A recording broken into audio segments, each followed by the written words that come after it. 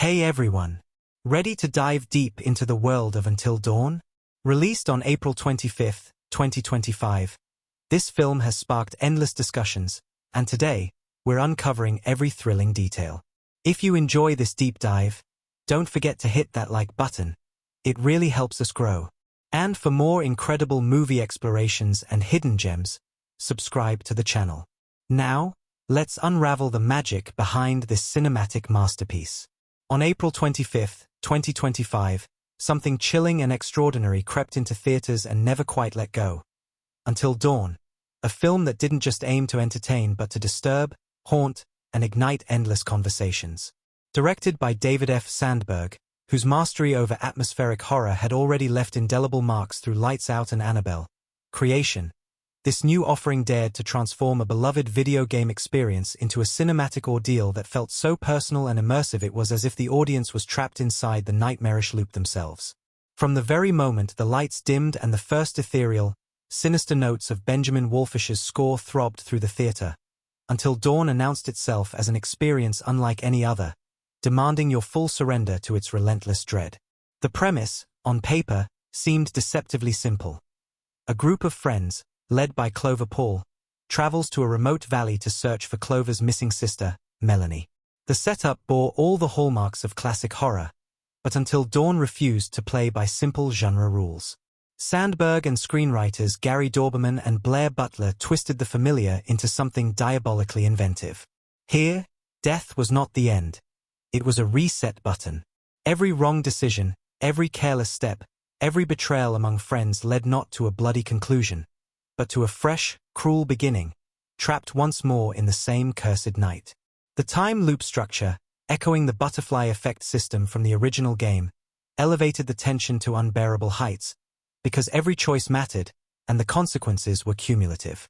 Each loop wasn't a clean slate but a deeper descent into madness, with memories bleeding over, relationships eroding, and sanity fraying like a worn thread. Ella Rubin's performance as Clover was nothing short of a revelation. She carried the emotional core of the film with a rawness that felt almost too real at times, especially as the loops wore down her spirit and turned her from a determined sister into a desperate survivor. Around her, a talented ensemble including Michael Cimino, Odessa Azion, Ji-young Yo, and Belmont Cameli fleshed out characters who felt lived in, not merely archetypes waiting to be slaughtered. Their chemistry was so authentic that each death, and there were many, hit with an emotional brutality that lingered long after the blood dried. Each betrayal, each whispered confession, each shattered bond magnified the horror beyond the physical realm into something much more personal and painful. Visually, Until Dawn was a masterclass in atmosphere. Shot on location in the shadowy woods and crumbling ruins outside Budapest, every frame seemed drenched in moisture, decay, and unease. The forests loomed not just as background but as characters themselves, ancient, malevolent witnesses to the unfolding tragedy. Cinematographer Mark Spicer captured the overwhelming sense of isolation and entrapment with deft precision, using long, creeping shots that made the audience feel like they were being stalked right alongside the characters. The production design was meticulous, from the claustrophobic cabins to the forgotten chapels hidden in the mist, each location telling silent stories of past horrors. And then there was the music. Wallfish's score didn't just accompany the film, it infected it. His compositions pulsed with dread, rising and falling with the characters' dwindling hopes, never allowing the audience a moment of true peace. Even in the rare moments of quiet, a low, throbbing unease underscored every conversation, every plan, every fleeting moment of laughter, reminding viewers that the next death, the next betrayal, the next horrific twist was never far away. What made Until Dawn a cultural phenomenon wasn't just its mastery of horror craft. It was how deeply personal and participatory it felt. The audience didn't just watch the characters struggle with impossible decisions. They agonized over them too. Every wrong move felt like a personal failure. Every death felt like an indictment. Viewers found themselves asking, what would I have done? Could I have saved them? Would I have betrayed them to survive?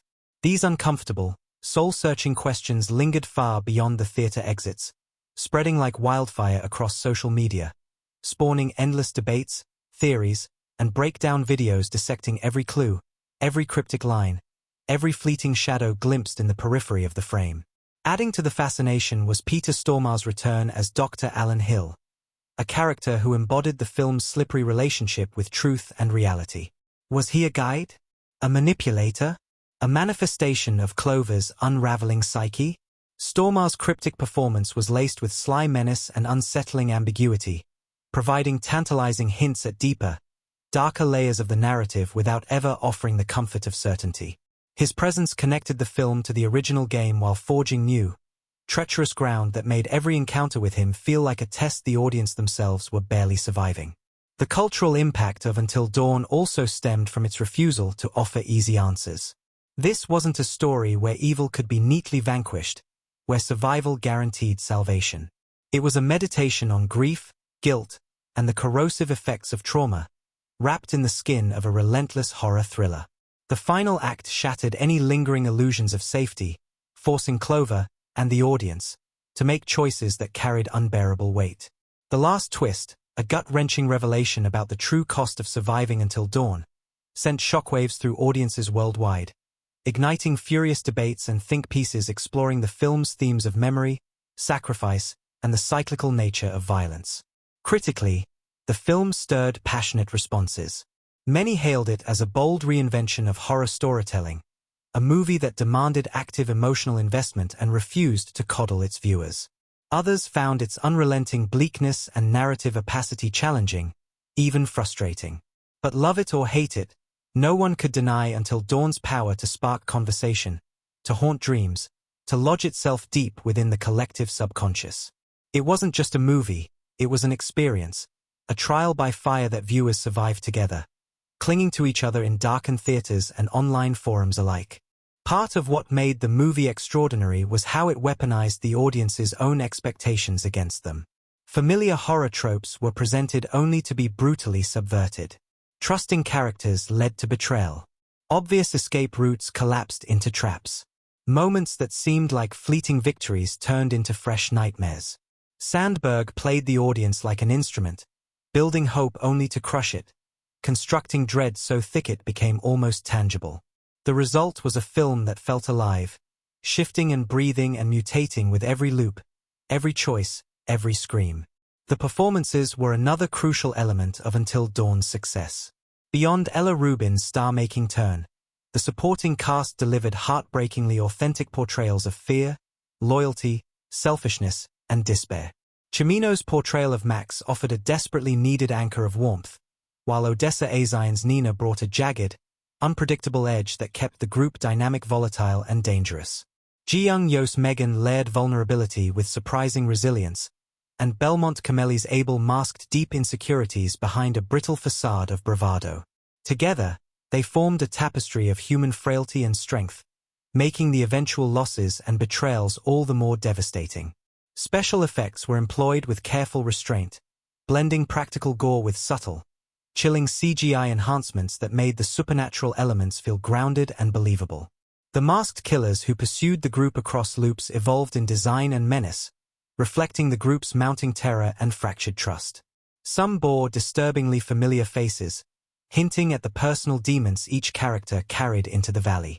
Others defied rational explanation, monstrous shapes that seemed to spring directly from the collective unconscious. Even months after its release, Until Dawn continued to inspire fan theories, detailed scene dissections, and heated debates about its cryptic ending. Was the time loop supernatural, psychological, or something else entirely? Were they truly escaping each time they reached dawn, or simply diving deeper into an endless purgatory of guilt and trauma? Sandberg's refusal to provide clear-cut answers ensured that Until Dawn would linger in the cultural imagination, a mystery that felt both deeply satisfying and eternally elusive. At its core, Until Dawn was extraordinary because it didn't just aim to scare, it aimed to wound. It forced viewers to confront the terrifying idea that survival sometimes demands sacrifices too great to bear, and that escaping death doesn't always mean escaping horror. It made the audience complicit in every failure, every betrayal, every death, and somehow, despite the pain, we kept coming back for more, desperate to survive Until Dawn one more time. For anyone still hesitating about whether to experience Until Dawn, the answer is simple: you must. This is not a film you watch casually or forget easily. It's a film you endure, survive, and carry with you long after the credits roll. It's a labyrinth of fear, sorrow, and desperate hope, crafted with such intelligence, passion, and craftsmanship that it demands to be seen, felt, and discussed. So step into the valley, make your choices, face the darkness, and pray you make it until dawn. It begins, as so many nightmares do, with the faint illusion of peace. The camera glides through the fog-choked valley at dusk, tracing the crooked path of an old, overgrown road that leads to nowhere. A chilling whisper of wind bends the skeletal trees.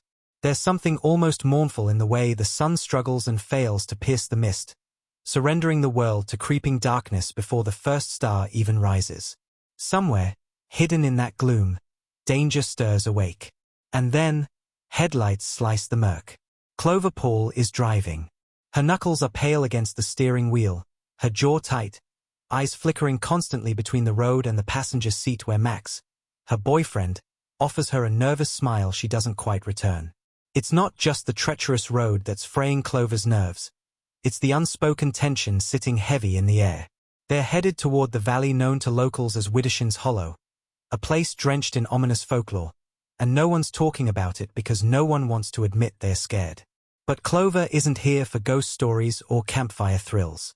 She's here because Melanie, her sister, disappeared here 3 weeks ago without a trace. And Clover will find her, dead or alive. The SUV rattles as it pulls up to the crumbling remains of a visitor's lodge, half swallowed by ivy and time. The rest of the group emerges, stretching and shivering against the sudden chill.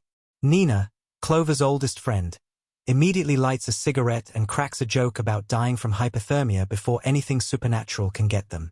Abel, the group's designated cynic, makes a snide remark about them playing Scooby-Doo in a real-life haunted woods. Megan, quiet and keen-eyed, surveys the area, uneasy. And finally, there's River, Melanie's ex-boyfriend, whose arrival had been last-minute and unwelcome, but whose stubborn insistence on helping had worn Clover down. From the very beginning, friction simmers under every word. Old wounds bleed into every conversation. Trust is thin. Secrets are thicker. And as the night falls and their phones lose signal, an undeniable sense of being watched settles in. They brush it off, of course. What else can they do? Inside the lodge, they find Melanie's last known messages scrawled in her abandoned journal. Half-coherent notes about being followed, about hearing voices, about something old in the woods, something that wants to be remembered. Abel laughs it off. Nina brushes it aside. Megan looks terrified. And Clover just feels rage. Rage at the silence, at the unanswered questions, at her helplessness. She's not leaving without answers. They set out to search at first light. The woods seem almost to rearrange themselves with every step. Paths winding back onto themselves, landmarks vanishing, shadows moving just out of sight. Megan swears she sees someone dart between the trees. River finds a crude effigy of bone and twine hanging from a branch, but insists it's just a prank. The tension builds, inch by inch, breath by breath, until an accident breaks the facade. Abel steps into a hidden pit trap and falls, snapping his leg gruesomely. The panic is instantaneous, raw, and unfiltered. Nina wants to carry him back immediately. River thinks they should press forward.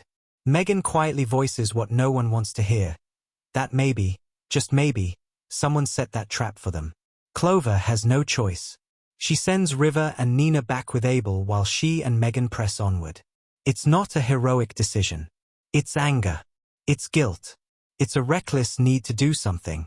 And so they plunge deeper into the valley's heart, where the mist thickens and the trees grow strangely warped, like they're leaning in to listen. It's Megan who hears the bells first. Faint, tinkling, impossible to pin down. They follow the sound to an ancient stone chapel, half collapsed and smothered in moss. Its windows are black hollows. Its doors hang crookedly on rusted hinges. Inside, Clover finds the first undeniable proof that they're not alone. A crude map, scrawled in blood, showing the valley twisted into something unnatural. At its center, a spiral. At its center, A name scratched so violently into the stone that the letters seem to bleed. Melanie. The discovery fractures the group further. Abel, now feverish from his injury, insists they leave. Nina accuses River of knowing more than his telling. Megan reveals that she's been dreaming of this place for weeks, dreams that Melanie had warned her about before disappearing. Secrets explode like landmines. Old betrayals, fresh guilt, accusations flying. Trust splinters irreparably. They decide, bitterly, to camp for the night before making a break for the car at first light. But night in Widdershins Hollow is not something you simply wait out. The first attack comes just past midnight. A figure, masked and silent, emerges from the mist and strikes. River is dragged screaming into the darkness. Chaos reigns. Clover grabs a flashlight and bolts after him, Megan and Nina shouting behind her. Branches claw at her face, shadows lunge at the edge of her vision, the cold sinking teeth into her bones. She finds River moments before the figure can finish him, and they flee, blind and desperate, back to the lodge. But when they slam the door behind them, something's wrong. The air inside the lodge is stale, heavy. Abel is missing. The walls look different, darker, wetter. And when Nina opens the front door to call for him, the world outside is wrong too. The sun is rising, but it's the same day. The same cursed morning. They realize it together, slowly, horror dawning like a second sunrise. They haven't escaped the attack. They haven't survived the night. They've reset, trapped in a perfect copy of the valley, carrying with them only the memory of what went wrong. And with that horrifying revelation, the rules of survival change entirely. The next day, they attempt different strategies. They stick together.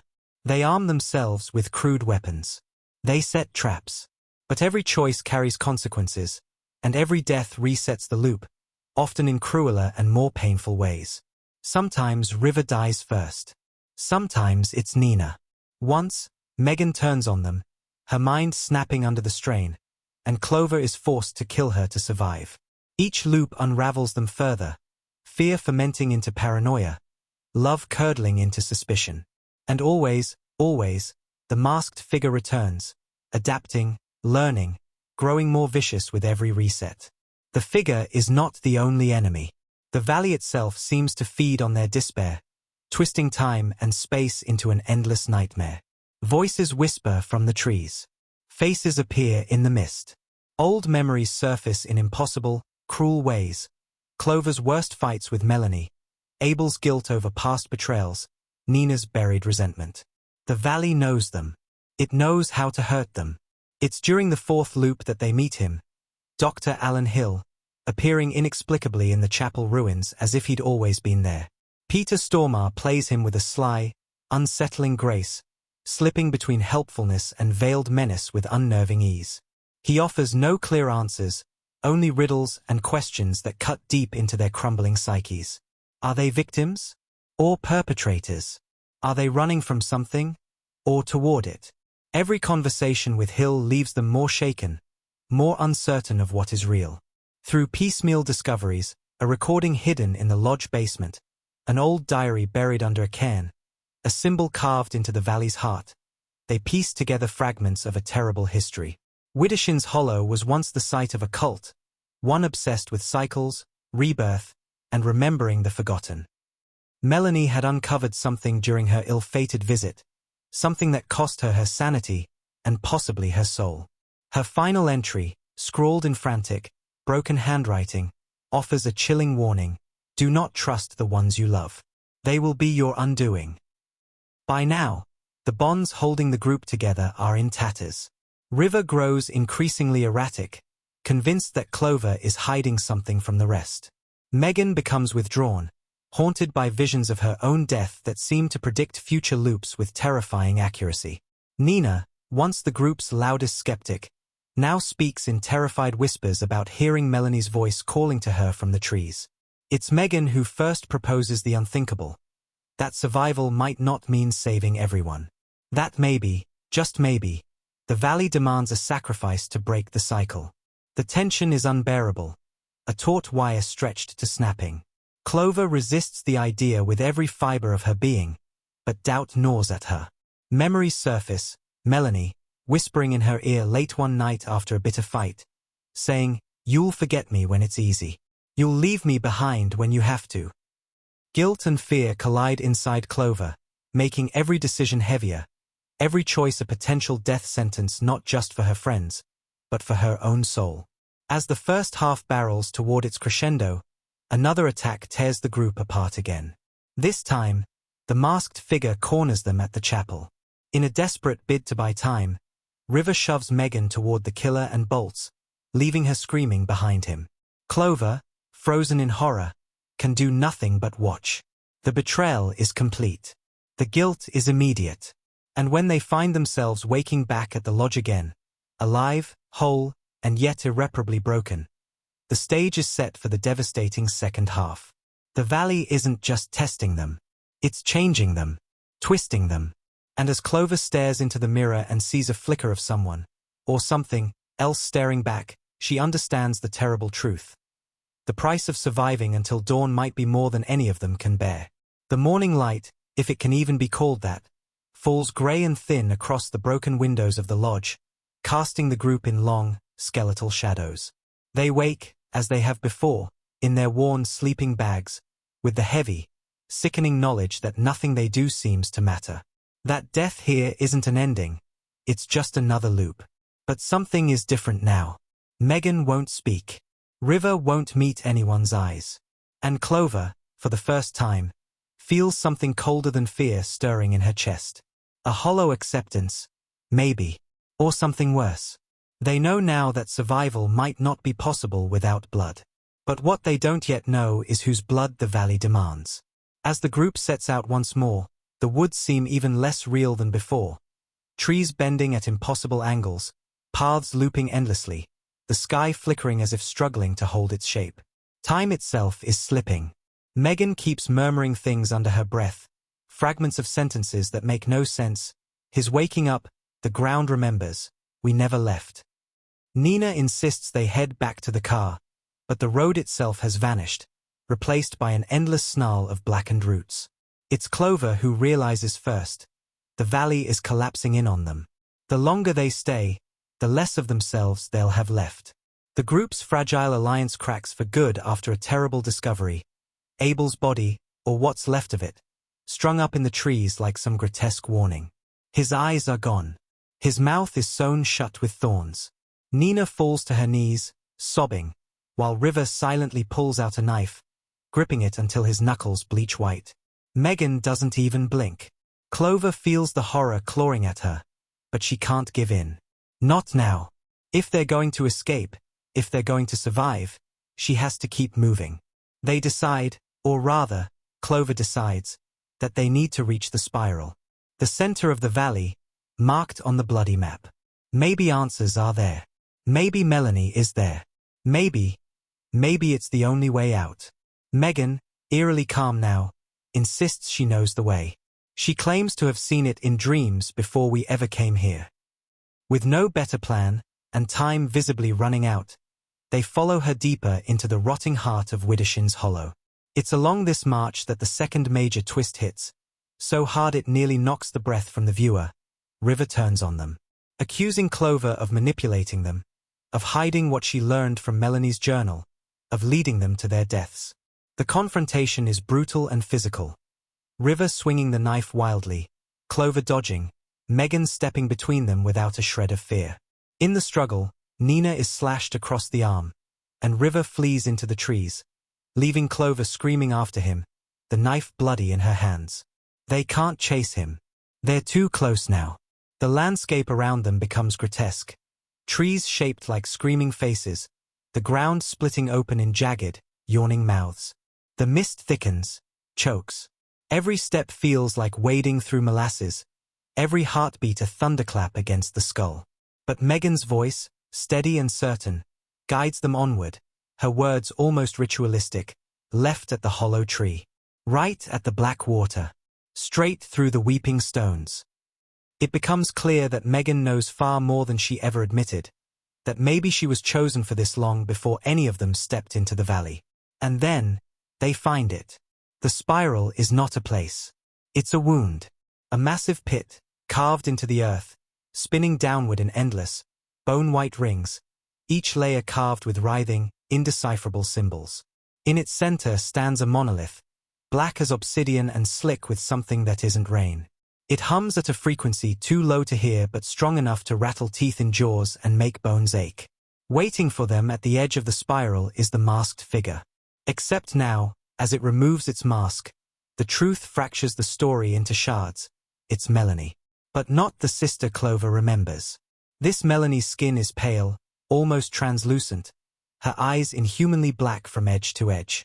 Her smile is wrong, too wide, too full of teeth. She speaks, and her voice is a chorus, not a single girl. She tells them the truth, half in riddles, half in accusations. She came here with hope. She stayed because the valley demanded it.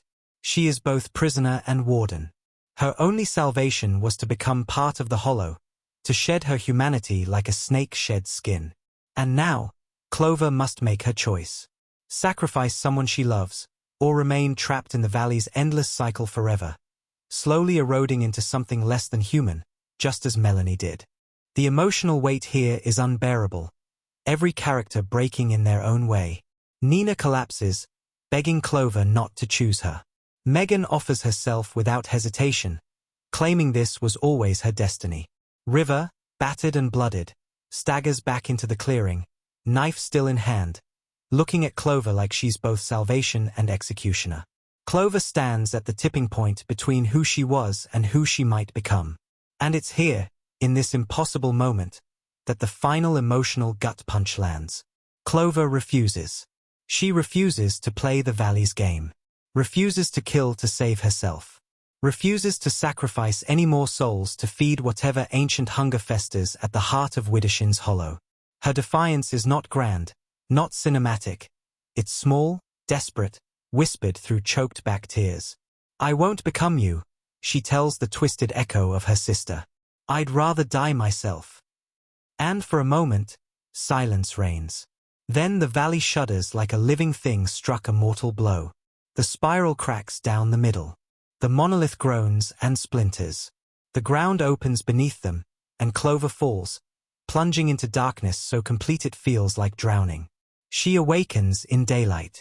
Real daylight. Warm and golden, not the cold imitation the valley wore. She's lying in the middle of an open meadow, the lodge nowhere in sight, the mist burned away. Around her, the others stir, Megan, bruised but alive. Nina, clutching her wounded arm. River, unconscious but breathing.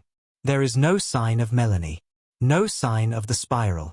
Only the wind in the grass and the sun overhead. For a moment, it feels like a miracle. For a moment, it feels like they made it. But survival always comes with scars.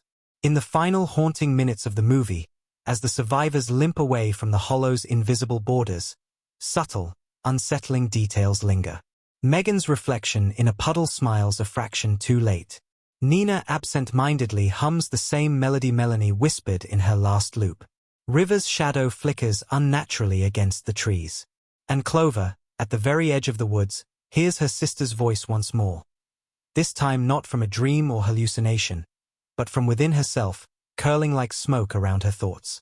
Until dawn, Melanie's voice whispers inside her skull, "You're mine." The final shot lingers on Clover's face, unreadable, the wind tugging at her hair, as she steps out of Widdershins Hollow and into an uncertain future. The screen cuts to black, and the sound of unseen bells echoes into silence. Everything, every breadcrumb, every betrayal, every choice, had been building to this. Until Dawn doesn't offer a neat resolution. It doesn't hand easy answers to its characters or its viewers. Instead, it leaves them with lingering questions and a profound sense of unease, a powerful reflection on grief, guilt, and the monstrous things we become when survival demands too much. The entire film weaves its threads so carefully that when it ends, it feels inevitable, as if no other story could have been told, and no other ending could have fit. It lingers like a bruise under the skin, like a dream half-remembered, pulling you back into its dark woods long after you leave the theater. In the heavy stillness of Widdershins Hollow, where every breath feels borrowed and every step taken could be your last, It's not the valley itself that first captures the heart. It's the people trapped within it. Until Dawn builds its haunting power not simply on its atmosphere of dread or its labyrinth of horrors, but on the deeply human, heartbreakingly raw characters who stumble through its cursed woods, carrying their fears, flaws, and fragile hopes like fragile lights against the dark. Each character arrives at the hollow thinking they understand what survival means. Each leaves, if they leave, irrevocably changed. At the center stands Clover, a figure so quietly resilient that her strength doesn't scream, but hums just beneath her skin. From the first moment, there's something heavy in her gaze, something unfinished and unresolved. A tension between hope and guilt that keeps her anchored even as the world around her unravels. She comes searching for her sister, Melanie, carrying the naive belief that love alone can bridge whatever gulf the hollow has carved. But it's not long before the place begins to strip her illusions bare. What makes Clover unforgettable isn't just her refusal to bend to horror, but her willingness to carry it. She doesn't outfight the hollow. She outlasts it. She learns that real courage isn't brute force or blinding optimism. It's the decision to remain yourself even when everything around you demands you become something monstrous. The actress breathing life into Clover, Liana Mercer, delivers a performance of aching vulnerability. She holds grief like a wound in her voice, every whispered line layered with unspoken history. The way her eyes flicker, just for a second, every time Clover sees something she can't explain but refuses to fully acknowledge, gives the performance a chilling authenticity. Mercer doesn't make Clover into a superhero. She makes her a girl caught in the slow, grinding collapse of her own reality, who chooses again and again, even when it's impossible, to be kind, to be brave, and above all, to be herself. River, rugged and volatile, emerges as Clover's foil, the embodiment of rage in a place that punishes every emotion. His backstory leaks out in fragments. A childhood spent clawing for scraps of affection, a lifetime of being abandoned by those who should have cared. River doesn't trust anyone easily, and the valley only sharpens his instincts for violence and survival. He lashes out, not because he wants to hurt, but because he believes, deep down, that no one will stay if he doesn't force them to. Watching River unravel is like watching a dam crack, slow at first, then sudden and catastrophic. It's Jeremy Holt's portrayal that turns River into something more than a stereotype. He captures the gnawing self-loathing beneath the bravado, the terrible loneliness behind every reckless decision. His body language speaks volumes. Shoulders always slightly hunched, like his bracing for a blow that never comes. Even when River lashes out, there's a desperate pleading in his eyes, a need to be understood even as he makes himself impossible to love. The transformation he undergoes, his slow realization that survival without connection is no survival at all, hits with unexpected poignancy. By the end, when he stumbles back to Clover, battered but alive, it's less a triumph than a fragile act of faith. Megan is the valley's chosen voice, though she doesn't realize it until it's far too late to turn back.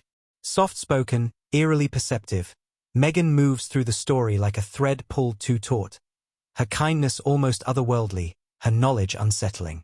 At first, it feels like innocence, like Megan is simply good in a place that despises goodness. But as the layers peel back, it becomes clear that something inside her has always been tuned to the valley's strange, terrible frequency. Megan doesn't just survive Widdershins Hollow, she becomes a part of it, a bridge between the world that was and the horror that waits beneath. Eva Rios imbues Megan with a kind of tragic magnetism. She speaks like she's remembering rather than inventing, every word laden with an aching sense of inevitability. Rios's performance dances right on the edge between comforting and chilling, never allowing the audience to fully trust her, even when they want to. Megan's final offer to sacrifice herself isn't born of nobility alone. It's a grim acknowledgement that she was lost long before the others arrived. She becomes the haunting question the movie leaves behind. If the valley claimed her without a fight, how many others could fall just as easily? And then there is Nina, the heart of the group, the one most obviously broken by what they endure. Bright, talkative, always trying to distract the others with jokes and half-remembered songs, Nina is desperate to maintain some semblance of normalcy in a world that is crumbling around her. Her facade slips quickly, though, revealing deep-seated fears and a terror of abandonment that echoes Clover's own guilt about Melanie. Nina is the most visibly human of them all, a mirror for the audience's own panic, grief, and stubborn hope. Amelia Tan's performance is a revelation. She threads every word with breathless urgency, her laughter edged with the thinnest trace of hysteria. Watching Nina fall apart feels like a betrayal, because she was supposed to be the one who kept them grounded. Tan brings an exhausting, heartbreaking energy to the role, making Nina's eventual breakdown feel like a personal loss. But she also gives Nina moments of pure, aching beauty. The trembling hand reaching out to Clover, the whispered apologies, the desperate, childlike promises that they'll get out, that they'll be okay. In a film filled with monstrous transformations, Nina's journey, the slow erosion of hope, followed by its stubborn rebirth, is perhaps the most gutting of all. Even in the margins, the supporting characters haunt the story like restless ghosts. Abel, who seems too gruff to care until he dies proving otherwise. His brief scenes, played with grizzled tenderness by Michael Hayes, show a man who has seen horror before but has forgotten how to believe in anything beyond brute endurance. His death isn't just a plot point, it's a catalyst, forcing the group to confront that the Valley's cruelty is not abstract, but deeply, horribly personal. And then, towering over everything, is Melanie. Not the girl Clover remembers, but the creature she became. Melanie is the film's living symbol of what happens when grief metastasizes into something unrecognizable. She is love turned to rot, loyalty twisted into hunger. Her appearances are few but unforgettable. Each time she seems less human, her voice braided with the Valley's endless, echoing sorrow. When she offers Clover the choice at the spiral, it's not cruelty driving her, it's desperation. She truly believes that this is the only way to survive. And in that, she becomes the most tragic figure of all. Bryn Davis's portrayal of Melanie is a masterpiece of restrained horror. She doesn't play her as a villain, but as a shattered reflection of Clover's own pain. Every tilt of her head, every crack in her voice, hints at the girl she used to be, and the abyss she was dragged into. Her performance anchors the story's final, devastating choice, making the film's climax not a battle of good versus evil, but a battle of grief against hope. Together, these performances stitch the film's emotional core together, making Until Dawn far more than a horror story. They transform it into a raw, aching elegy for all the selves we lose to grief, guilt, and the desperate desire to survive. Every character carries their own ghosts. Every decision they make feels weighted by unseen hands. And when the Valley finally lets them go, or at least, pretends to, those ghosts don't vanish. They cling to the survivors like second skins. Long after the credits roll, it's the characters who stay behind in the mind. Not the spiral or the hollow, chilling as they are, but Clover standing alone on the edge of the woods. River limping after her, hands blooded but open. Megan whispering to the trees. Nina laughing through her tears. Melanie, lost and waiting, somewhere just out of sight. Because in the end, Until Dawn doesn't just tell a story about survival. It tells a story about who we become when we are forced to confront the parts of ourselves we were never meant to see, and whether we can live with the answers. In the shivering quiet of Until Dawn, where every shadow could be a memory and every whispered name could be a trap, the real magic lies not just in what the story tells us, but in what it dares to leave unsaid. Beneath the surface of Widdershins Hollow, hidden in the flickering lights and half-spoken confessions, a tapestry of subtle connections, cryptic references, and masterful foreshadowing waits for those patient enough, or unlucky enough, to notice. It's in these carefully scattered moments that the Hollow feels most alive, breathing with the weight of countless unseen stories. One of the first, and most chilling, hidden details appears in the film's opening moments, though it slips by almost unnoticed. As Clover drives toward the isolated village, the radio in her battered Jeep crackles with static, briefly resolving into a soft, tinny voice reciting part of an old nursery rhyme. Ring around the valley, ashes all fall down. The words twist the familiar children's song into something far more sinister, setting a tone of corrupted innocence that echoes throughout the entire film. Later, Megan hums this same eerie tune under her breath as she wanders the spiral, as if some part of her always knew how the story would end. Even the names in Until Dawn carry quiet, shivering weight. Clover, River, Megan, Nina. Each is drawn from nature, tied to life and motion, hinting at the character's inescapable bond to the valley itself. In old folklore, clovers were symbols of protection and luck. Rivers, pathways between worlds. Megan, from the Greek megas, meaning great, and Nina, rooted in fire or dream. These names aren't random. They're silent promises, each character unknowingly carrying a destiny stitched into their very being. Clover, the protector. River, the restless traveler. Megan, the great sacrifice. Nina, the burning light flickering against the dark. Hidden deep in the production design are visual callbacks that suggest the valley has claimed others long before Clover's arrival. Scattered through the backgrounds, etched into tree trunks, painted onto crumbling stones, are the faint outlines of old, forgotten symbols. Spirals, eyes, hands reaching upward. Sharp-eyed viewers might notice that the spiral symbol appears far earlier than the story reveals its significance. It's etched into Clover's sister's old locket, tucked away in a flashback scene almost too brief to register. Melanie was marked long before she disappeared. The hollow doesn't choose at random. It calls to those already aching for something lost. The cinematography itself whispers warnings. Every time a character starts to unravel emotionally, the edges of the frame subtly warp, as if the very fabric of reality is beginning to fray. River's confrontation at the old church, Nina's breakdown by the frozen riverbed. Each moment is accompanied by this barely perceptible bending, a visual clue that the hollow is tightening its grip, reshaping their world to match their fear.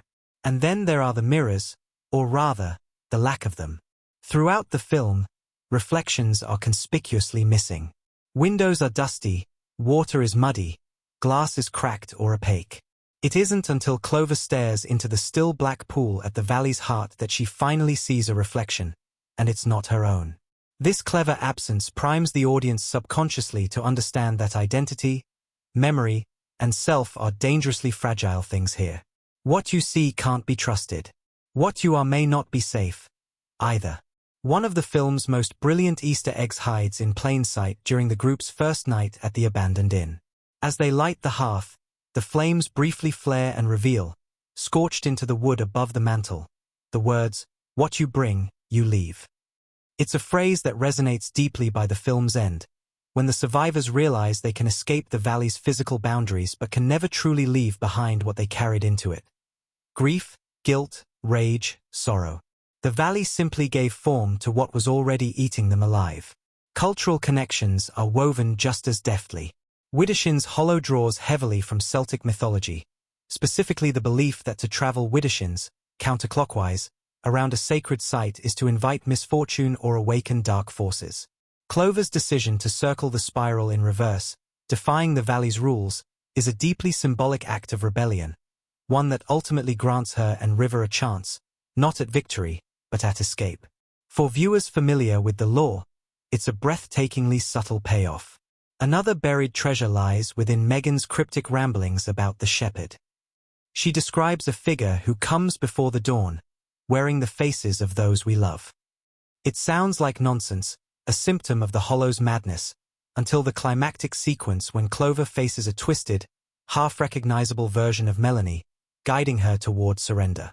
The shepherd, it turns out, isn't a separate creature. It's the valley itself, wearing familiar masks to lure the desperate into complacency. Even the soundtrack conceals layers of meaning.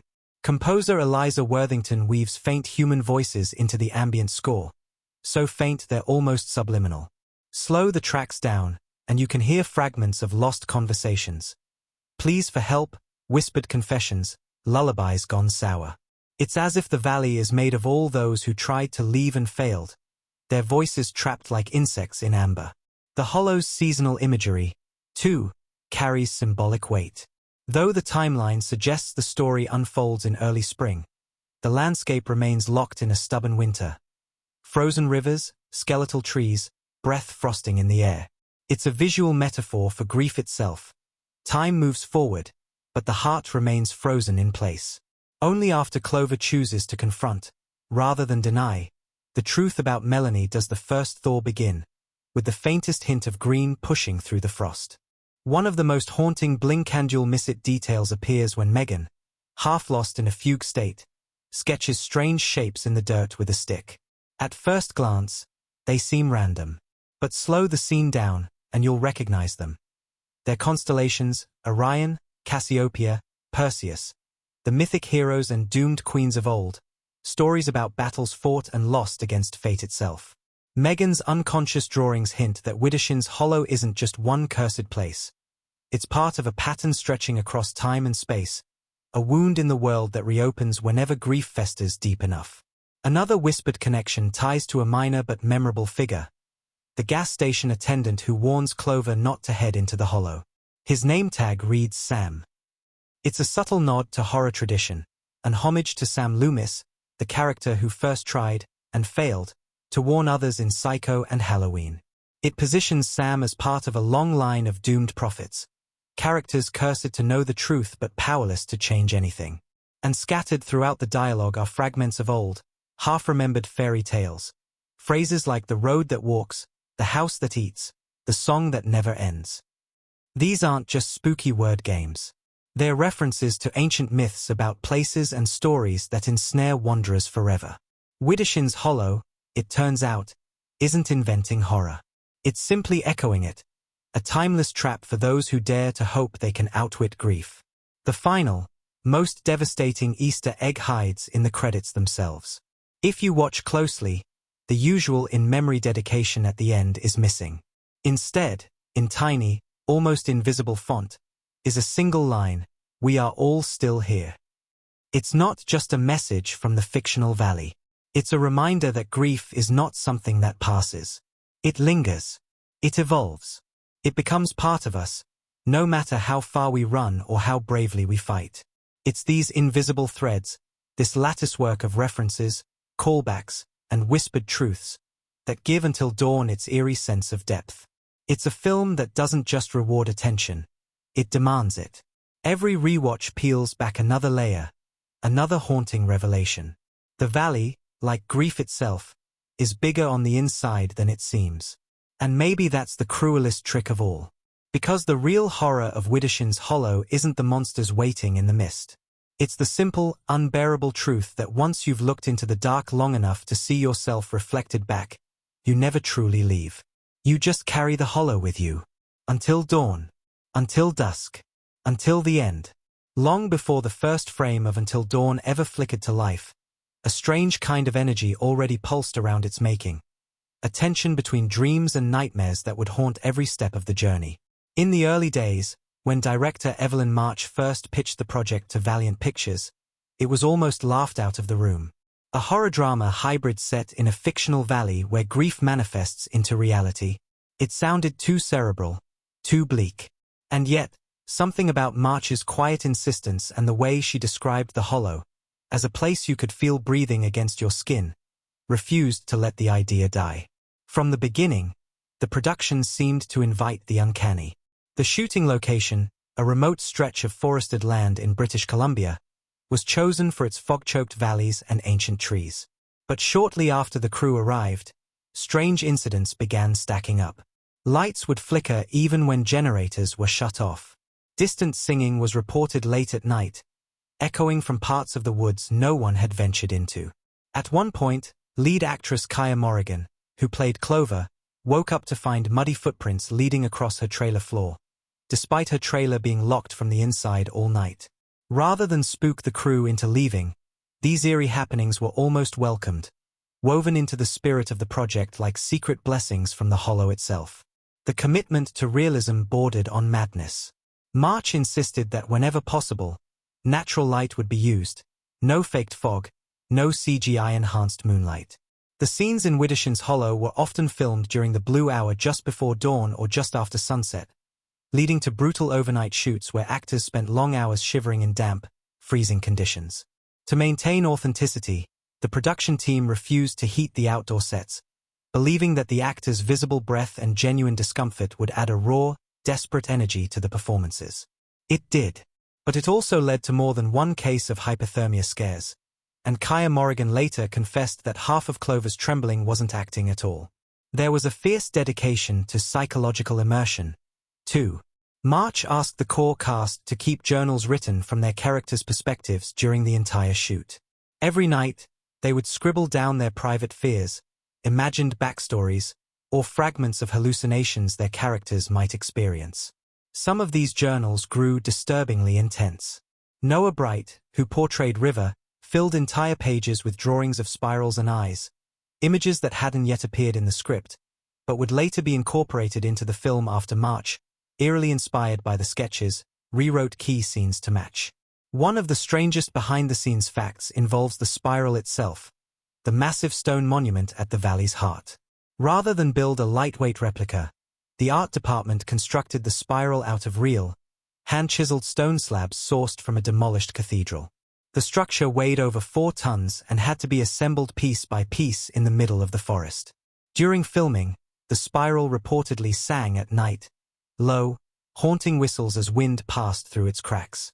Whether it was just physics or something more, no one ever quite agreed. Unexpected challenges stalked the production constantly. Heavy rains once washed out the only access road to the set, forcing the cast and crew to spend 3 nights stranded in their trailers, surrounded by darkness and isolation eerily similar to the world they were creating. In one bizarre twist, the supply truck carrying the creature costumes for the Hollow's twisted manifestations overturned during transport, spilling grotesque latex masks and animatronic parts across a rural highway. For several hours, local police thought they were dealing with a mass casualty scene. Casting itself came with its own oddities. Morrigan was not the studio's first choice for Clover. In fact, a bigger-name actress had initially been attached but dropped out weeks before shooting began, citing personal reasons. Rumors swirled that after visiting the forest set during pre-production, she experienced vivid nightmares and refused to return. March has never confirmed or denied these rumors, but insiders claim she took it as a sign that only those touched by the Hollow would be right for the film. Among the most fascinating secrets was how little the actors actually knew about the story as a whole. March employed a need-to-know script strategy, handing out only individual scenes rather than full scripts. This kept the performers as disoriented and paranoid as their characters, never sure what fate awaited them around the next bend. Kaya Morrigan only learned about Melanie's final fate 2 days before shooting the climax, ensuring that Clover's devastation was raw and unrehearsed. Improvisation also played a larger role than many realize. Some of the most iconic moments, the half-whispered conversations around the campfire, Megan's heartbreaking lullaby, River's frenzied confession, were unscripted, drawn out through long takes and emotional exhaustion. Evelyn March would often roll camera for 20 minutes straight, letting the actors dissolve into their roles until reality blurred. These ghost takes, as the crew called them, produced some of the film's most haunting material. Not everything went smoothly. Tensions occasionally flared, especially during the most grueling night shoots. There are legendary stories among the crew about an epic argument between March and cinematographer Theo Larkson over how much darkness was too much. Larkson reportedly stormed off set, shouting, "You can't film a movie if the audience can't see a damn thing." March's reply, preserved in production notes, was simple: they don't need to see. They need to feel. One of the most controversial decisions came in post-production. Early cuts of the film included a much more graphic depiction of the valley's victims, rotting, half-living corpses whispering in the mist. Test audiences found it overwhelming, nearly unbearable. In a bold move, March chose to pull back, leaving the worst horrors hidden in suggestion and sound, a gamble that critics later hailed as a stroke of genius. Sometimes what you imagine is far worse than anything you can be shown. Trivia buffs would delight in knowing that the film's signature nursery rhyme, "Ring around the valley, ashes all fall down," was not written by a screenwriter. It was improvised by child actress Poppy Wren, who played the ghostly figure glimpsed near the spiral. Asked to make up a scary song during an audition, Poppy spun the chilling verse on the spot. March loved it so much she rewrote major elements of the story to weave it in as a thematic backbone. Props, too, tell strange stories. Clover's iconic leather jacket, worn and scuffed, was actually purchased secondhand from a vintage shop in Vancouver. Inside the lining, costume designer Shira Moss found a faded name tag stitched by hand, M. Widdus. A chilling coincidence, given that the Hollow's original name in early drafts was Widus Hollow. The jacket stayed in the film, untouched. Another eerie footnote, the film's final sound mix included an unintentional artifact, an extra voice whispering Clover's name during the spiral sequence. When technicians tried to isolate and remove it, they found no corresponding sound file in the raw footage. After several failed attempts, March simply shrugged and decided to leave it in. "The Hollow gets a say, too," she reportedly quipped. Perhaps the most poignant behind-the-scenes story belongs to the spiral's destruction. In the final days of shooting, the stone monument was scheduled to be dismantled. But as demolition began, a powerful storm rolled through the forest, toppling trees and flooding trails. When the crew returned days later, the spiral still stood, untouched. It took another full week, and heavy machinery, to finally pull it down. March kept a single stone from the spiral as a memento, later embedding it in the foundation of her next film set. As she put it, "You don't tear the Hollow down. You just borrow its silence for a little while." Until Dawn wasn't just a film. It was an experience, a ritual, a haunted dream stitched together from real fear, real grief, and real madness. It's rare for a movie's behind-the-scenes life to feel as charged as its on-screen story, but this one carried the Hollow's breath in every light flicker, every whispered line, every unexpected footprint in the mist. And maybe that's why it lingers so deeply afterward. Because some stories don't end when the credits roll. Some places, once entered, never quite let you go. From the moment until dawn draws its first breath, it casts a spell so quietly, so insidiously, that the audience barely notices the trap being set. One of the earliest critical moments arrives not with a bang, but with a whisper. Clover standing at the edge of the Hollow, her breath misting in the dawn chill, listening to a voice only she seems to hear. On the surface, it's a simple scene, almost uneventful, yet it sets the tone with ruthless precision. Here is a world where silence hums louder than screams, and where grief becomes an invisible hand, shaping every step forward. Critics and audiences alike praised how this understated introduction, with its restrained palette and almost unbearable stillness, captured the heavy, paralyzed grief that haunts the entire film. The bonfire scene, where the main characters first gather and share uneasy laughter, marks another quietly seismic moment. It feels, for a fleeting heartbeat, like safety might be possible after all. But Evelyn March's direction twists the knife by allowing small cracks to show. An unfinished sentence, a laugh that turns into a gasp, a lingering look into the darkness just beyond the firelight. Critics admired the way the scene mirrored real-life trauma responses. That desperate, furious clinging to normalcy even when the world has already shifted forever. As the fire crackles, we sense, even without knowing exactly why, that not all of these characters will make it out alive. Perhaps no scene captured the emotional core of Until Dawn more completely than Megan's lullaby. The moment when Megan, the group's wounded but resilient heart, sings an old valley song to comfort a terrified child they find wandering the Hollow. In lesser hands, it could have been sentimental or manipulative. Instead, it was raw, cracked around the edges, a melody that barely held itself together. Critics were nearly unanimous in their praise for Elise Tanaka's performance here, noting how she allowed Megan's deep exhaustion and stubborn hope to bleed through each broken note. Audience reactions to the scene were intense.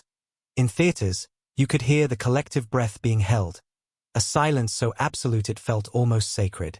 For many, it was the exact moment they realized Until Dawn was not just horror. It was elegy and survival, and the aching, terrible beauty of trying to save even one thing from the darkness. The spiral sequence stands as one of the most visually and thematically loaded key moments in modern horror cinema. Critics described it as hypnotic, feverish, a descent into a grief landscape made flesh. As Clover and River make their way to the heart of the valley, the spiral rising before them like a broken crown, every step forward feels heavier, as if the air itself were thickening. March's decision to slow the pacing to a near-crawl, combined with Theo Larkson's cinematography that blurred the line between dream and waking nightmare, turned what could have been a simple climax into a harrowing odyssey. Audience responses reflected the power of this sequence. Many viewers reported feeling physically exhausted, even disoriented, afterward, as if they too had walked the long road into grief's heart. But perhaps the single most discussed moment came later, in a quiet, devastating confrontation between Clover and the hollow itself. In a scene that critics hailed as emotionally volcanic, Clover faces not a monster she can stab or shoot, but an echo of her own past, a memory she has tried desperately to forget. Kaya Morrigan's performance here transcended the screen. She didn't simply portray grief, she embodied it, letting it fracture her from the inside out. The minimalistic choice to shoot the sequence in a single take, with no cuts and almost no dialogue, allowed the rawness to spill out unchecked. For audiences, it was a gut punch of recognition, a mirror held up to the private griefs no one else sees. The Hollow's final offer, the whispered promise that if Clover stays, she can bring her lost sister Melanie back, brought another wave of critical admiration. This wasn't just a horror climax. It was a cruel, beautiful articulation of survivor's guilt. The choice Clover faces isn't between life and death, but between the unbearable pain of memory and the seductive lie of forgetting. That march refused to spell out Clover's decision immediately, instead letting it unfold in a series of silent, agonized expressions, was hailed as one of the film's most emotionally sophisticated choices. Audience reactions were overwhelmingly emotional. It wasn't uncommon for viewers to sit silently through the credits, as if waking from a too vivid dream. Another key moment that earned critical awe was River's confession under the broken bridge. Here, away from the immediate threats of the Hollow, River lays bare the guilt he carries for abandoning a friend in the valley years before. What made this scene resonate wasn't just Noah Bright's trembling, naked performance, but the way March filmed it, with the camera drifting away from River, focusing instead on the gnarled, empty trees behind him. It suggested, without words, that the landscape itself had witnessed all the tragedies played out across it. Critics praised this technique for deepening the film's mythic undertones, subtly reinforcing that grief is not just personal. It's a geography you carry with you. The climax, too, was a masterstroke, not in overwhelming spectacle, but in quiet devastation. Rather than a triumphant battle, Until Dawn offered a painful surrender to truth. Clover's final walk out of the Hollow, alone, bearing the scars of everything she had lost and everything she refused to forget, became a defining moment. The decision to frame her exit through a slow, wide shot, showing the valley shrinking behind her yet still looming in every frame, cemented the film's thesis. Some places, and some pains, never truly leave you. Critics called it one of the most haunting final images of the decade, while audiences found themselves weeping without always knowing exactly why. Throughout these critical scenes, it was the film's commitment to emotional honesty that elevated it. Horror often promises catharsis through fear, but Until Dawn refused that easy out. It insisted that some horrors can only be endured, not conquered. That message resonated deeply with a culture grappling with collective trauma, loss, and the search for meaning amid chaos. In forums, social media threads, and late-night conversations, fans dissected these moments endlessly, sharing how they saw themselves in Clover's desperate resilience, Megan's quiet strength, River's haunted regret. One particularly rich vein of critical discussion centered on the use of sound, or the absence of it. Reviewers noted that March weaponized silence like a blade. Rather than constant jump scares or orchestral swells, Until Dawn let the absence of noise create tension so thick it became almost physical. The Hollow's voice, that low, almost subsonic hum woven into the sound design, was cited by sound engineers as a groundbreaking technique. It wasn't just heard. It was felt, vibrating against bones and hearts alike. That choice made key scenes, the lullaby, the spiral, the final farewell, not just emotional experiences but visceral ones. Even the film's rare flashes of humor were lauded for their precision. A quiet joke shared between Megan and River about ghost-proof hiking boots became an audience favorite, not because it undercut the horror, but because it made the characters feel painfully real. Critics pointed out how these humanizing touches made the terror more effective. We feared for these people because we believed in them, because we recognized pieces of ourselves within them. Thematically, Until Dawn's critical moments wove together grief, guilt, memory, and hope with a deftness rarely seen in genre filmmaking.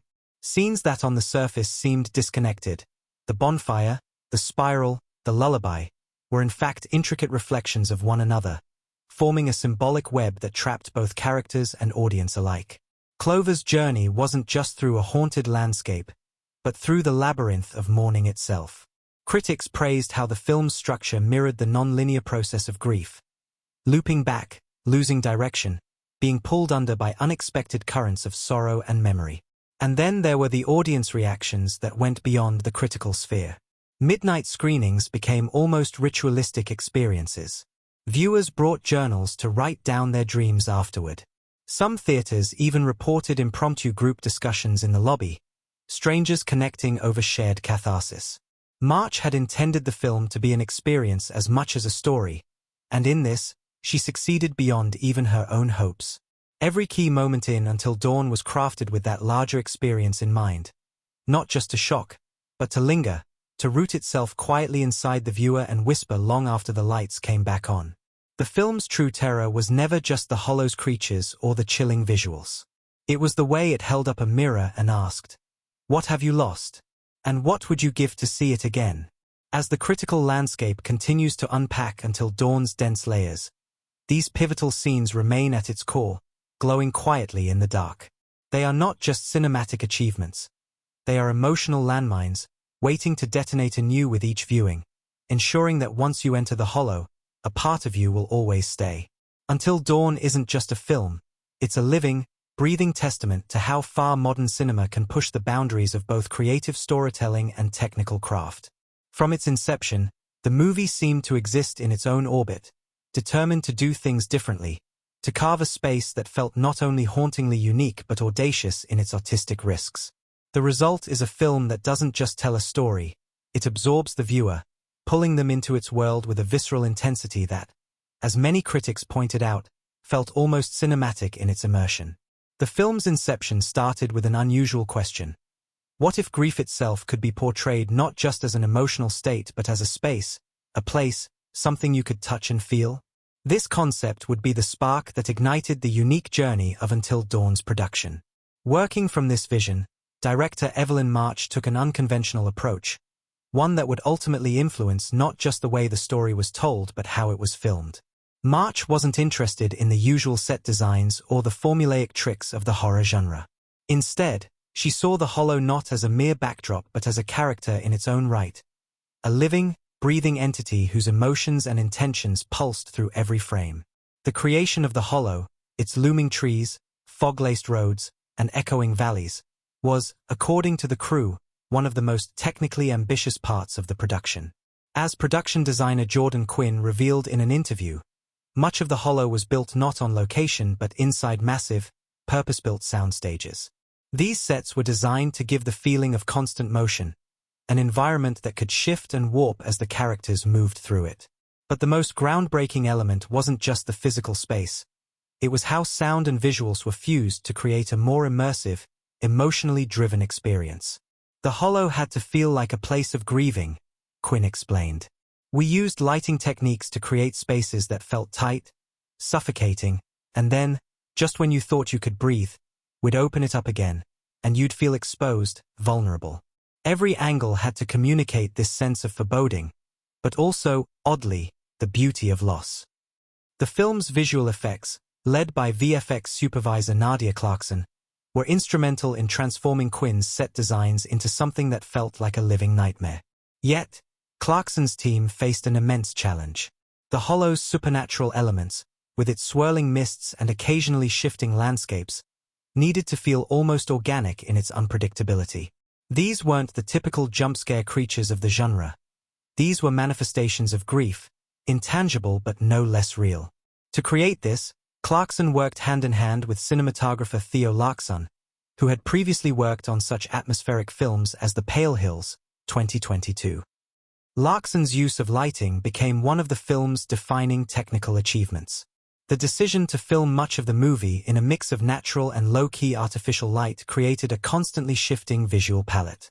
The audience never quite feels like they're entirely safe in the Hollow, as shadows move in unpredictable ways, drawing the viewer's eyes to places they didn't expect. Larkson's handheld cinematography added an almost claustrophobic intimacy, particularly in scenes where Clover or Megan were alone with their thoughts.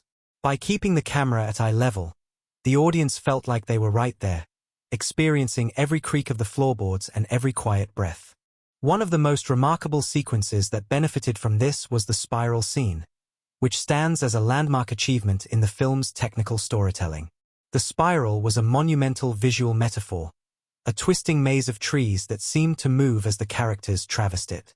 Clarkson's team used a combination of practical effects, such as rotating tree structures, and CGI to make the trees appear to bend and shift, creating the sense that the characters were being swallowed whole by the landscape.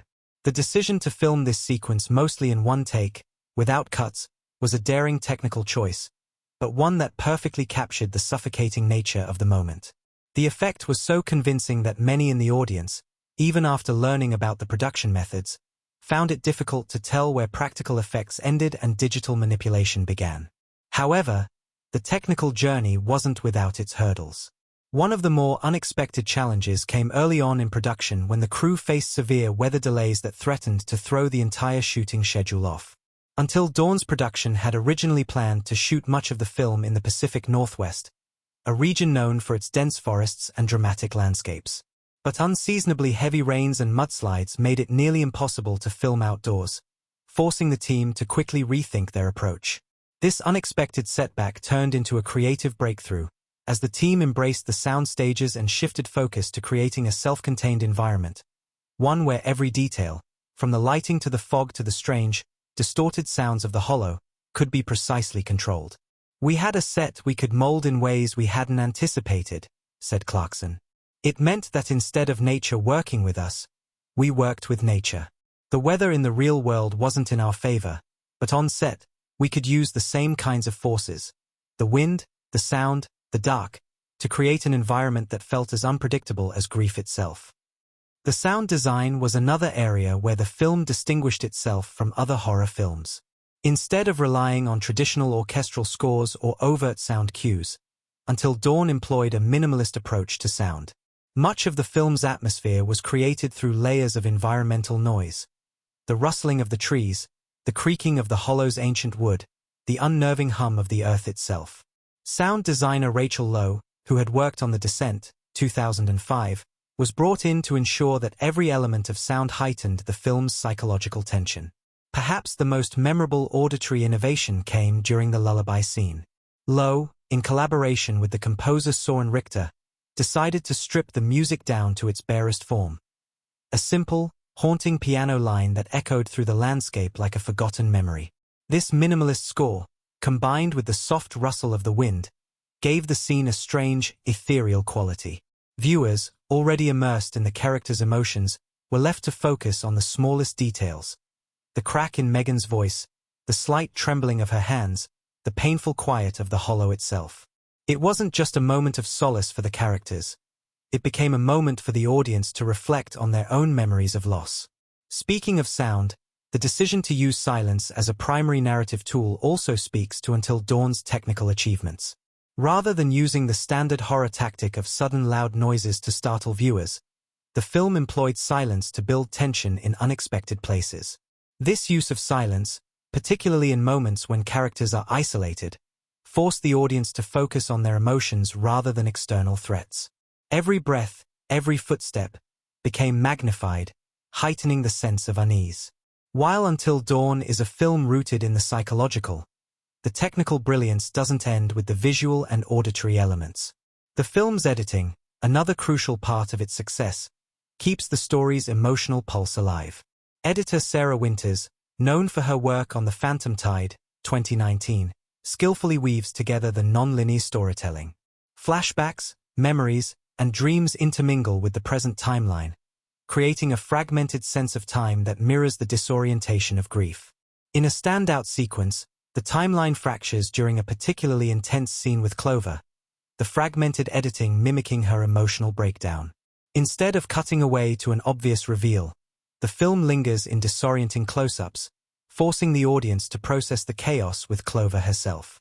As the production wound down, there was a sense of quiet pride among the crew. Despite facing numerous setbacks, the team had achieved something extraordinary, something that felt undeniably special. The collaboration between director, actors, and technical teams had allowed Until Dawn to stand apart from its peers in the horror genre. It wasn't just a horror film. It was an emotional experience, a journey through a fractured, haunted mind that lingered long after the credits rolled. The success of Until Dawn lies not just in its narrative or performances but in the way it was crafted, its technical prowess elevating every emotional beat. The decision to combine cutting-edge technology with a grounded, human story paid off in ways that were both innovative and profoundly unsettling. It's rare that a film manages to feel this deeply personal, while also pushing the boundaries of what cinema can do on a technical level.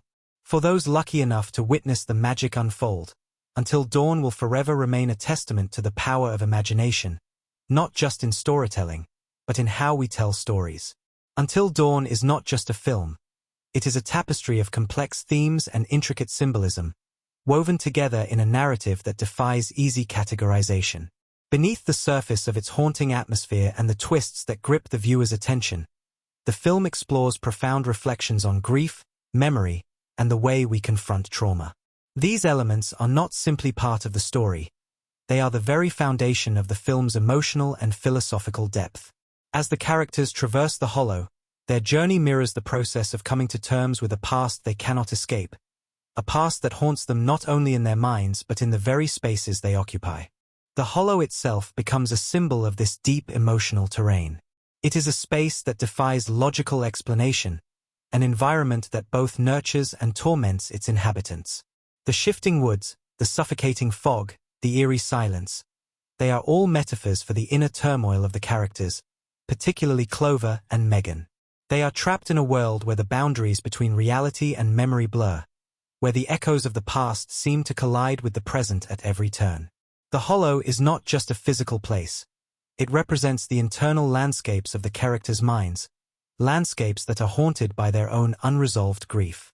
This setting invites the viewer to consider the ways in which we live with our own unresolved traumas, how they follow us, shape us, and sometimes warp the world around us. At the core of the film is grief, an emotion that can never be fully understood until experienced. Clover's journey is a direct confrontation with loss, not only in terms of the death of her sister but in the more subtle losses that permeate her life. The death of her past, the loss of innocence, the erasure of the future she once imagined. The film's exploration of grief isn't confined to one moment of tragedy. Instead, it unfolds as a lifelong process, an endless negotiation between holding on and letting go. This internal battle is made visible through the environments the characters navigate, but it is also made visceral through their interactions.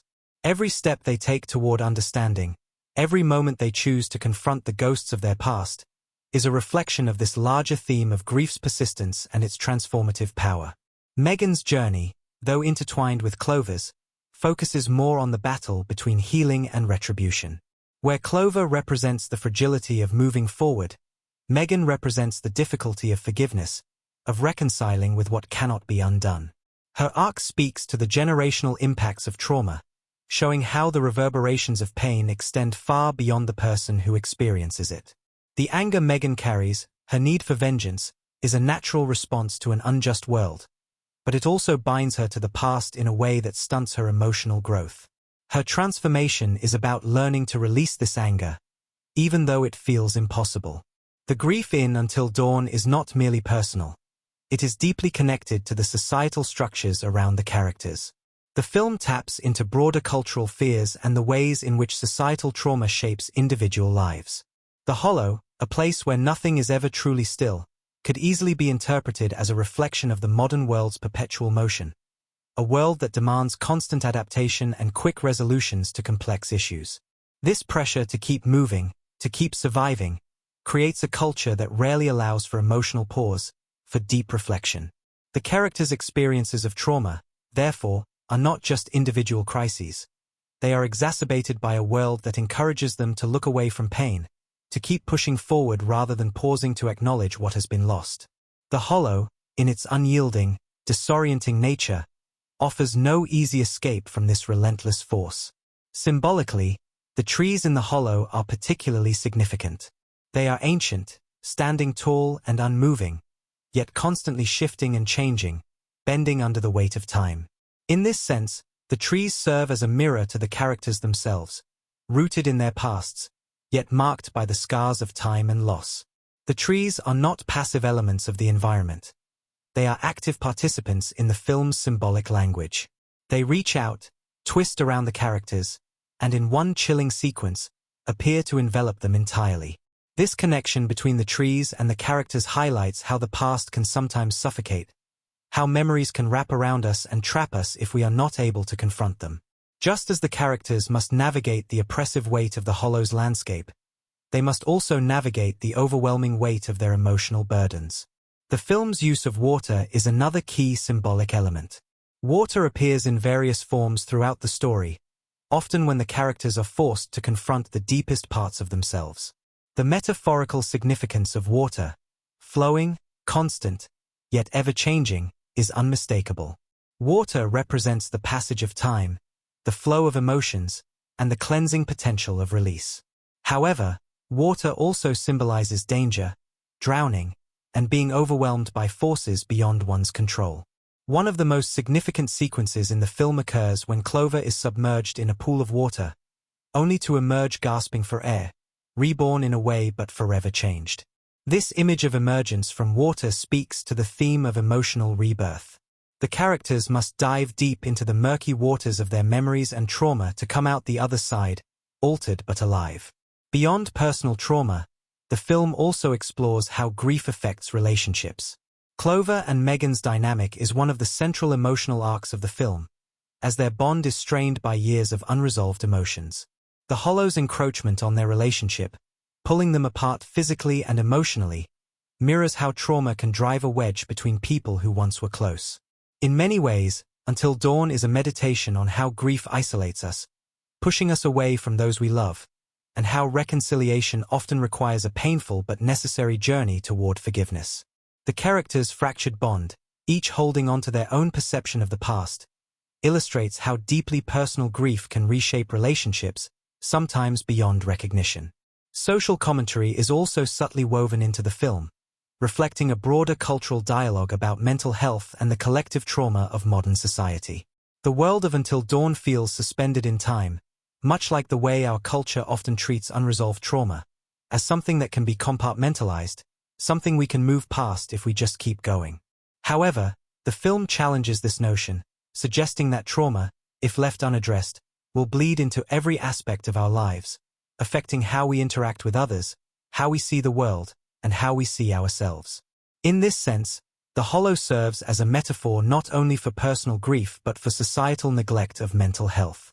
The characters' journeys are not just about facing their own pasts. They are about confronting the uncomfortable truths of a world that has yet to fully reckon with the emotional weight it carries. The film also speaks to the human need for connection in the face of profound loss. It suggests that healing, while deeply personal, cannot happen in isolation. As Clover and Megan struggle to come to terms with their grief, they must ultimately reconcile not only with their past but with each other. Their ability to heal is inextricably linked to their ability to reconnect, to share their pain, and to offer forgiveness, not just to each other, but to themselves. This theme is particularly poignant in a modern world where emotional isolation is all too common, and it asks the audience to reflect on their own relationships and the ways in which they might be shaped by unspoken trauma.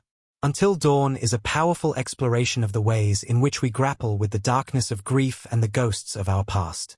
Through its richly layered symbolism, the film speaks to a universal truth: that healing requires us to confront what we've lost, to dive deep into our memories, and to understand that, sometimes, the only way to move forward is to acknowledge that which we cannot change. The Hollow may be a fictional place, but it is a space that reflects the most human aspects of our existence: the fear, the hope, the grief, and the unrelenting desire for redemption. In the end, Until Dawn asks us not just to witness the characters' journeys but to question our own. How do we carry our pasts? How do we confront our pain?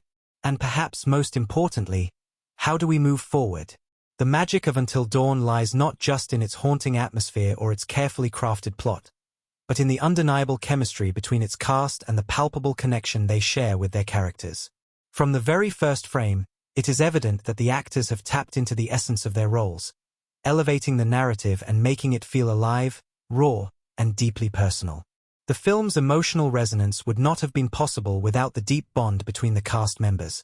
a bond that transcended mere performance and became an essential part of the storytelling. At the center of this ensemble is the relationship between Clover, played by the mesmerizing Anya Taylor-Joy, and Megan, portrayed with remarkable intensity by Florence Pugh.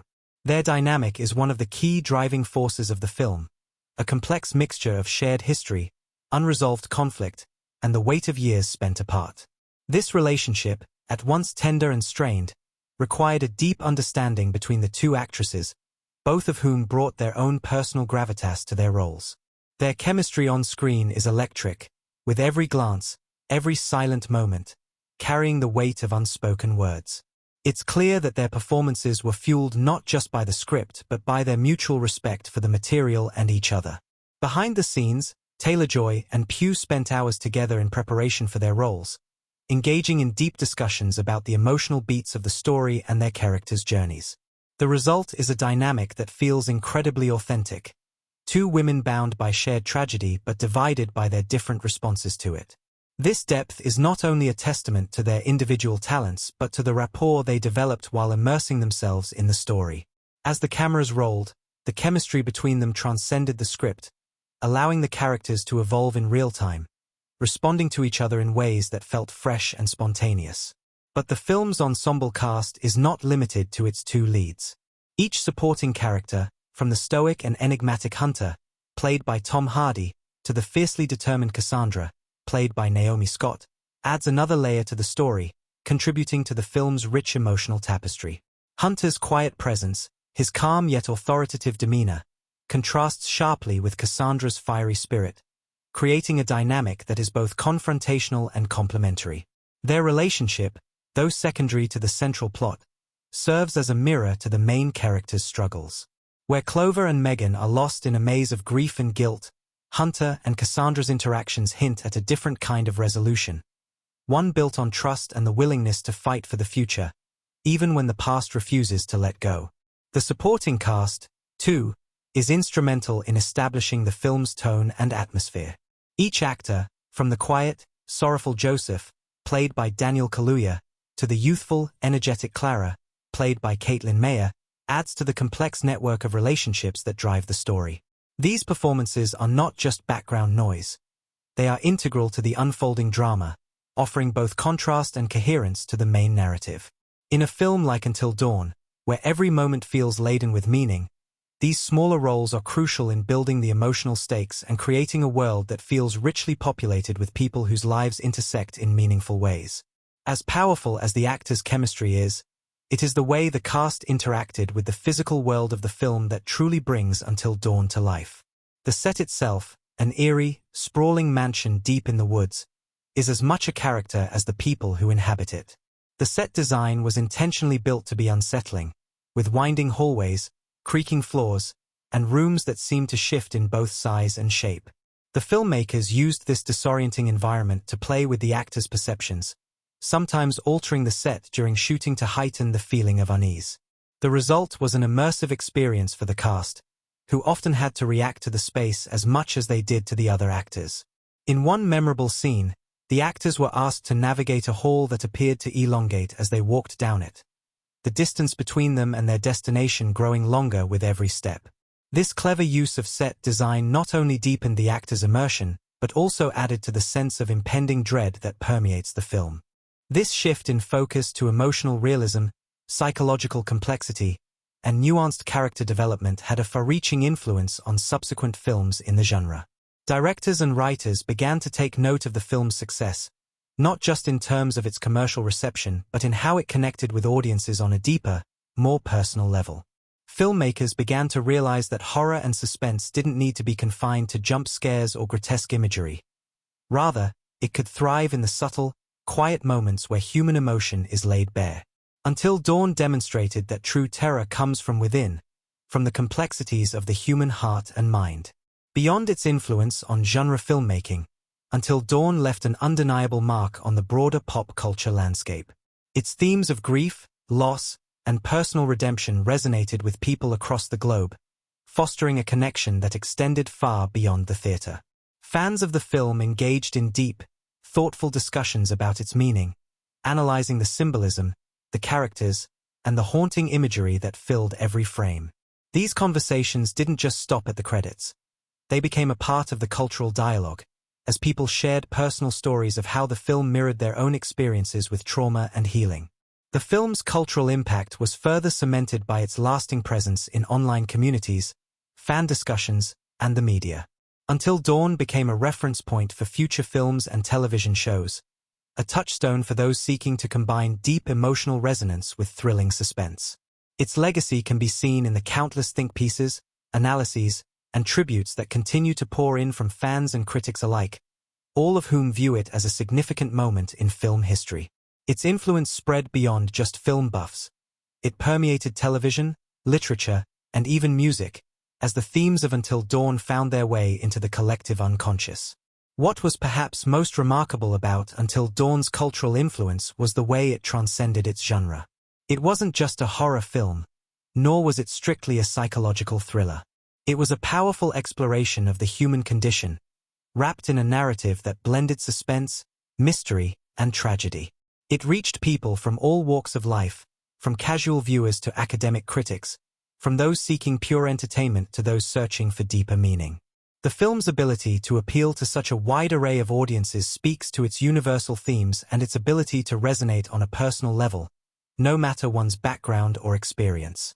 In terms of awards and recognition, Until Dawn received widespread acclaim, not just for its haunting atmosphere and emotionally charged performances, but also for its groundbreaking technical achievements. It garnered nominations and wins across a range of prestigious award shows, from major film festivals to more specialized critic circles. Many recognized the film not only for its unique narrative structure and visual style, but for its contributions to the craft of filmmaking itself. The performances of Anya Taylor-Joy and Florence Pugh, in particular, were hailed as career-defining, showcasing their ability to transform into characters that felt both relatable and enigmatic. The film's blend of strong performances, a complex story, and evocative cinematography earned it a place among the top films of its era. Until Dawn also introduced new filmmaking techniques that were later adopted by others in the industry. The way the film used visual motifs to symbolize emotional turmoil was particularly groundbreaking.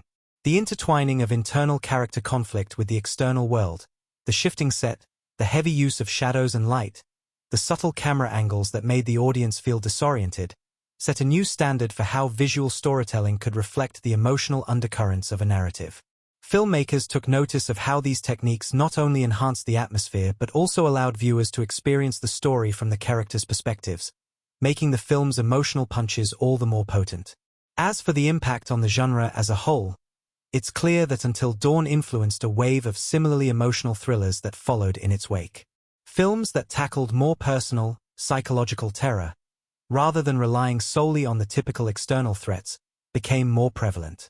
Movies like Hereditary, The Witch, and Midsommar owe a debt to Until Dawn for carving out a new space where horror could be as much about introspection and personal demons as it was about gore and violence. The film showed that the most frightening thing on screen doesn't always have to be a monster or a ghost. It can be the very thoughts and memories that haunt us every day. But beyond the influence on filmmaking and genre, Until Dawn has become a cultural touchstone in a more intangible way. It has lived on in memes, quotes, and fan art, with certain lines and moments becoming instantly recognizable to those who have seen the film. Its themes of trauma, loss, and the struggle to heal are universal, and as time passes, they only become more relevant. Until Dawn has become a conversation starter, a shared experience for those who have come to appreciate not just its surface thrills but the emotional complexity beneath them. It's a film that's built for multiple viewings, with each watch revealing something new, whether it's a subtle detail in the background or a deeper layer of meaning in the character's journey.